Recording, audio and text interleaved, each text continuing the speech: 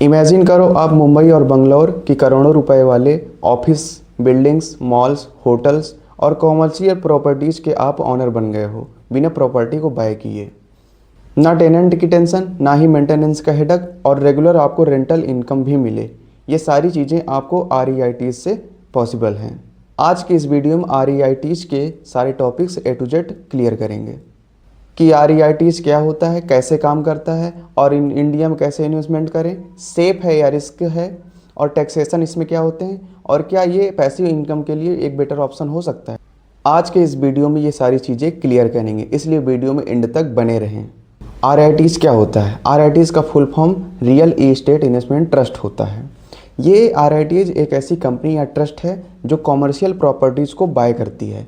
Bye करने के बाद उन्हें रेंट पे देती है, और जो इन्वेस्टर इसमें इन्वेस्टमेंट करता है वो उसको एक मेजर हिस्सा प्रोवाइड करती है।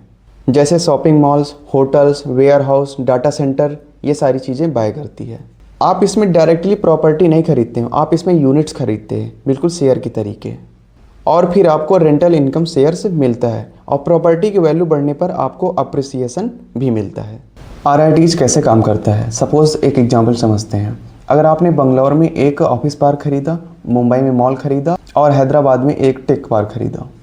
अब कंपनी उन ऑफिस का रेंट देती है और REITs कलेक्ट करती है और एक्सपेंस में यूज़ करता है, और बचा हुआ पैसा इन्वेस्टर में डिस्ट्रीब्यूट कर देता है। SEBI रूल के अकॉर्डिंग REITs को मेजर हिस्सा जो होता है उसको इन्वेस्टर में डिस्ट्रीब्यूट करना पड़ता है। REITs में कैसे इन्वेस्ट करें? ये बिल्कुल स्टॉक बाइंग के तरीके होता है। पहले इसमें डीमेट अकाउंट ओपन करो जीरोधा, ग्रो एंड स्टॉक पे।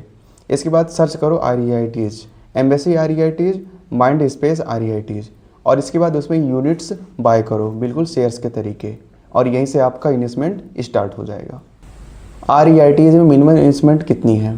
पहले क्या होता था, REITs में बहुत ही लॉट होता था इन्वेस्टमेंट, बट अब आप 100 रुपये से 500 रुपये के बीच में आप इन्वेस्टमेंट स्टार्ट कर सकते हो।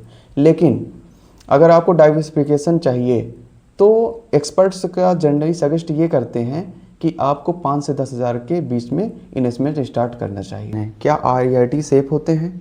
इसका आंसर है जी हाँ, REIT सेफ होते हैं, बट रिस्क फ्री नहीं होते हैं। REITs SBBI रेगुलेटेड होते हैं, लिस्टेड होते हैं, ट्रांसपेरेंसी मेंटेन करते हैं और रेगुलर डिस्क्लोजर देते हैं, इसलिए डायरेक्ट प्रॉपर्टी इन्वेस्टमेंट से काफ़ी अच्छे और ट्रांसपेरेंट होते हैं।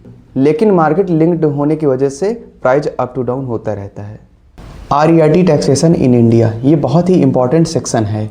इसमें क्या होता है, REIT का जो टैक्सेशन होता है वो बहुत ही कंफ्यूजिंग होता है। इसमें जो इनकम मेनली होती है वो 4 पार्ट्स में आ सकती है। पहला डिविडेंड इनकम, इसमें कभी टैक्सेबल कभी tax exempt depending on company tax structure. दूसरा इंटरेस्ट इनकम, इसमें इन्वेस्टर के स्लैब रेट पर टैक्सेबल होता है। थर्ड रेंटल इनकम डिस्ट्रीब्यूशन, इसमें स्लैब रेट पर टैक्सेबल होता है। कम से कम टाइम में एक अच्छी इन्फॉर्मेशन पाने के लिए वीडियो को लाइक करें एंड चैनल को सब्सक्राइब करें ताकि अगली वीडियो आप तक पहुंच सके।